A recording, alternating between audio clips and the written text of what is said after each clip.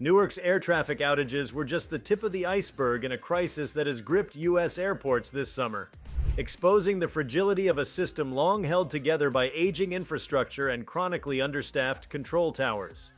Despite a highly publicized reopening of runway 4 L-22R at Newark Liberty International Airport in June 2025, hailed by government and airline leaders as a symbol of recovery, severe delays and cancellations returned within days, underscoring the depth of the challenges facing America's aviation network. Before we start, smash the like and subscribe buttons for more updates.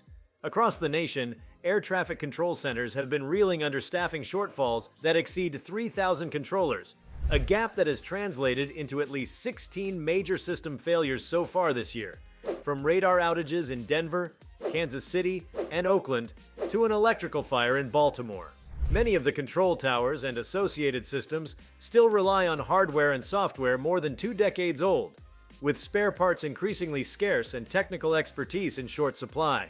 The Federal Aviation Administration's ambitious Next-Gen Modernization Initiative, envisioned to replace obsolete radar and communication systems with satellite-based tracking and data links, has been beset by political wrangling, budget cuts, and procurement delays that have left critical upgrades stalled.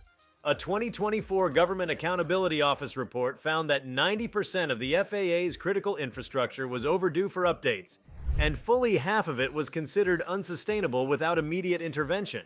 Efforts to recruit and train new air traffic controllers have struggled to keep pace with retirements and resignations, as candidates balk at the lengthy certification process, relocation requirements, and the high-stress nature of the work. The FAA's recent proposal to reform staffing, intended to streamline hiring, raise entry-level salaries, and introduce better work-life balance, remains mired in congressional debates over funding and labor agreements. This perfect storm of outdated technology and personnel shortages has had immediate and tangible impacts on travelers. Flight delays have surged by more than 15% compared to last year, with cancellations rising nearly 20% during peak summer travel weeks. Passengers at major hubs from New York and Atlanta to Dallas and Chicago have faced hours-long waits on tarmacs, missed connections, and rapidly dwindling customer service resources as airlines scramble to rebook stranded travelers. At LaGuardia Airport, where runway capacity has been strained since a 13-month refurbishment project ended prematurely in April, travelers report cramped terminals and overloaded baggage systems. In Phoenix, repeated closure of secondary runways due to controller shortages have forced airlines to consolidate departures, creating bottlenecks that ripple through the system. Compounding these operational woes is the rollout of new Transportation Security Administration Real ID requirements, which have left unprepared travelers scrambling for acceptable documentation and created lengthy lines at checkpoint queues.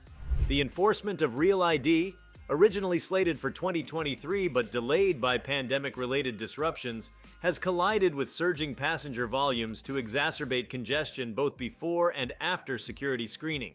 While domestic travelers bear the brunt of these delays, the international tourism sector is confronting its own crisis. What began as a robust recovery from pandemic lows has given way to a precipitous drop in foreign arrivals, driven in large part by escalating trade tensions and tariffs enacted over the past 2 years.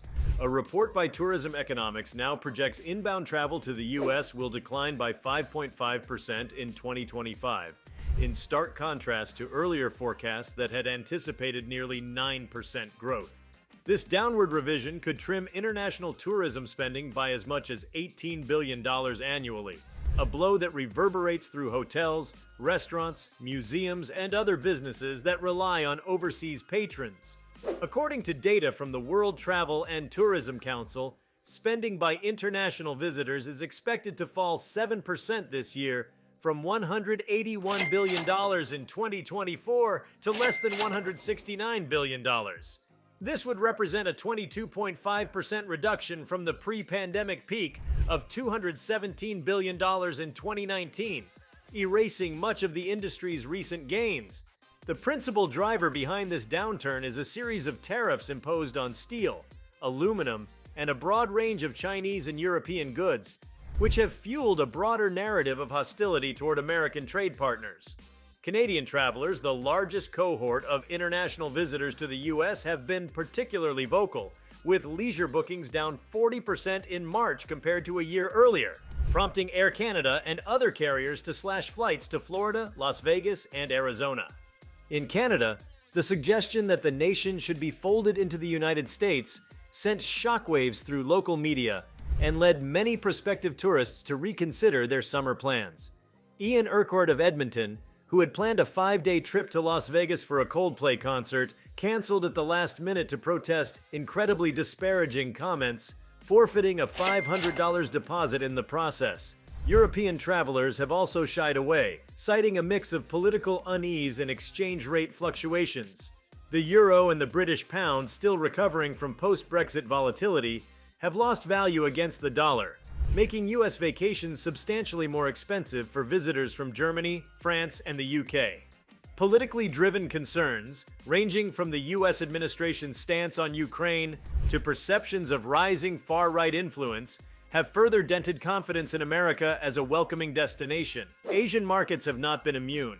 Although the yen's weakness might make travel to the U.S. attractive on paper, Japanese travelers are discouraged by media coverage of airport chaos and security concerns at the southern border, leading to a churn of cancellations and replanned itineraries in favor of destinations such as Southeast Asia and Australia.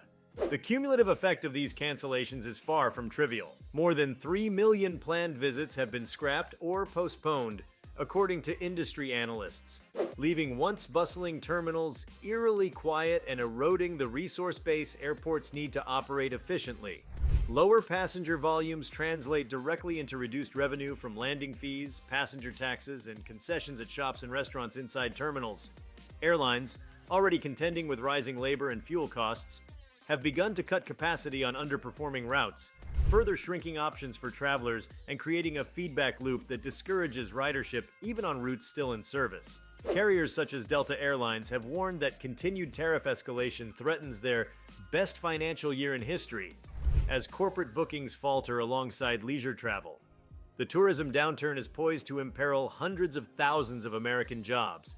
Nearly 10% of U.S. employment is tied to the travel industry, including roles in lodging, dining, entertainment, and ground transportation. A prolonged slump could cost upwards of 230,000 positions, with small businesses and seasonal workers in resort towns among the hardest hit. Border communities that rely on cross-border road traffic, so-called snowbird routes frequented by Canadian retirees, are already feeling the pinch. Road travel from Canada to key destinations has fallen nearly 25%, prompting a marked slowdown in local real estate markets as Canadians begin offloading U.S. properties acquired during the pandemic. In Florida's Gulf Coast cities, historic declines in Canadian visitors have strained the hospitality sector, leaving hotels with unexpectedly high vacancy rates and forcing some to offer steep discounts that further erode profit margins. The economic reverberations extend to restaurants, tour operators, and rental car agencies, many of which had expanded capacity based on optimistic post-COVID projections. Beyond the immediate financial losses, the reputational damage could have lasting consequences. Surveys indicate that international travelers who experience long waits, confusing security protocols, or noticeable anti-foreign rhetoric are less likely to return or to recommend U.S. destinations to friends and family. In an industry where word of mouth and social media impressions can make or break a destination, a single high-profile incident of airport chaos or publicized ceremony of tariffs can ripple far beyond its origin. Against this backdrop, discussions of policy reforms have proliferated but produced few concrete results. The Department of Transportation has proposed injecting billions more into the FAA to accelerate next-gen upgrades and expand training for controllers, but securing bipartisan support for such spending remains a steep uphill battle in Congress. Meanwhile, calls for lifting or at least pausing select tariffs in exchange for renewed trade talks have gone unheeded, as the administration maintains that hardline measures are necessary to protect domestic industries. Industry stakeholders, from airport authorities and airline CEOs to tourism boards and hotel executives, are urging a two-pronged approach: immediate investment in staffing and technology to stabilize operations, paired with diplomatic engagement to roll back measures that have tarnished America's image as a global travel destination. Without swift action on both fronts, analysts warn that the U.S. may forfeit its position as the world's premier travel market for years to come. Some experts argue that the crisis presents an opportunity for structural change. The widespread recognition of the FAA's deficiencies could pave the way for comprehensive reform akin to the privatization models used in Canada and Europe, where independent air navigation service providers manage traffic control with greater operational flexibility. Simultaneously, a recalibration of trade policy, one that balances economic leverage with the soft power benefits of tourism, could help mend international goodwill and revive the flow of visitors. On the ground, airports are experimenting with stopgap measures, hiring retired controllers on temporary contracts, deploying portable radar units to critical hubs, and extending operating hours at training academies to shave months off certification timelines. Airlines are adjusting schedules to smooth peak hour demand and offering incentives to employees for relocation to underserved airports. Tourist destinations are ramping up targeted marketing campaigns in markets less affected by tariffs, such as Latin America and parts of Asia, while exploring alliances with cruise lines and international tour operators to package multi-stop itineraries that bypass U.S. airports altogether. Yet for many travelers, these measures may feel too little, too late. Word spreads quickly in the age of social media, and images of stranded families or crowded checkpoints can discourage potential visitors more effectively than any promotional brochure. Restoring confidence will require not only technical fixes and diplomatic gestures, but also a cultural commitment to hospitality and transparency that leaves no room for mixed messages. If you like this video, please give it a like and subscribe to our channel. Also, leave your comments below and tell us, what are your thoughts on U.S. airport crisis, tourists canceling trips and tariffs? We want to hear from you. Thank you for watching and see you next time.